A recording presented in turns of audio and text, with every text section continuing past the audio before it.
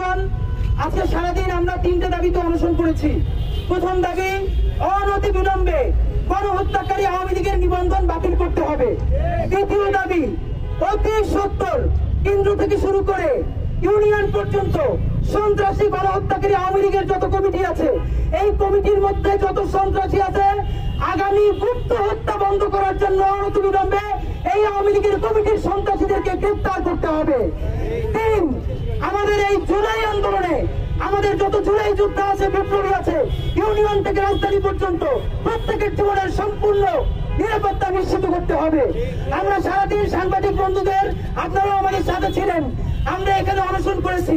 আপনাদের মাধ্যমে জানাচ্ছি, প্রধান উপদেষ্টার PS1 এইমাত্র আপনাদের সামনে থেকে এসে আমাদের স্মারকলিপি গ্রহণ করেছেন এবং তিনি বলেছেন, যিনি একান্ত সচিব প্রধান উপদেষ্টার, তো তিনি এখনই যে প্রধান উপদেষ্টা মহোদয়ের কাছে আমাদের এই স্মারকলিপি প্রদান করবেন এবং তাদের কনসার্ন আমাদেরকে অবহিত করবেন।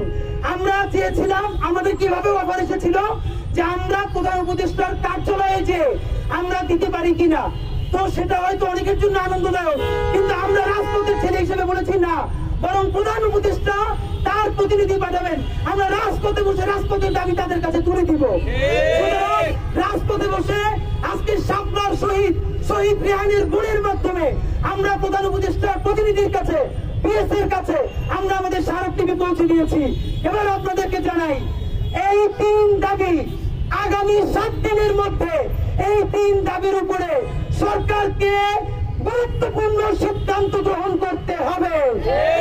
শুধু সিদ্ধান্ত গ্রহণ করলে হবে না, কবে সে আওয়ামী লীগের নিবন্ধন বাতিল করবে, সে কবে কসাই লীগের প্রত্যেকটা কমিটিকে গ্রেপ্তার করবে এবং জনজীবনকে কিভাবে নিরাপদ করবে, এর ভিজিবল ইমপ্রুভমেন্ট তাকে করে দেখিয়ে সংবাদ সম্মেলন করতে হবে।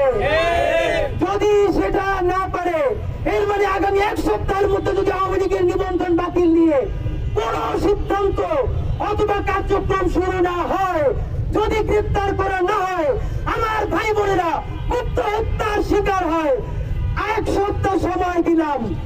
যদি তারা না পারে, 1 সপ্তাহ পরে অর্থাৎ আগামী 29শে ডিসেম্বর রবিবার দুপুর 1টায় ইনকিলাব মঞ্চ, আপামর দেশপ্রেমিক ছাত্র জনতা এবং জুলাই যোদ্ধাদেরকে সাথে নিয়ে সচিবালয়ে ঘেরাও এবং অবস্থান কর্মসূচি ঘোষণা করছে। যদি 1 সপ্তাহের মধ্যে আওয়ামী লীগের নিবন্ধন বাতিলের ব্যাপারে কোন দৃশ্যমান উন্নতি দেখা না যায়, সন্ত্রাসীদের গ্রেপ্তারের উন্নতি দেখা না যায়, আগামী 29শে ডিসেম্বর রবিবার দুপুর 1টায় আমরা সচিবালয়ে ঘেরাও করব, অবস্থান কর্মসূচি গ্রহণ করব।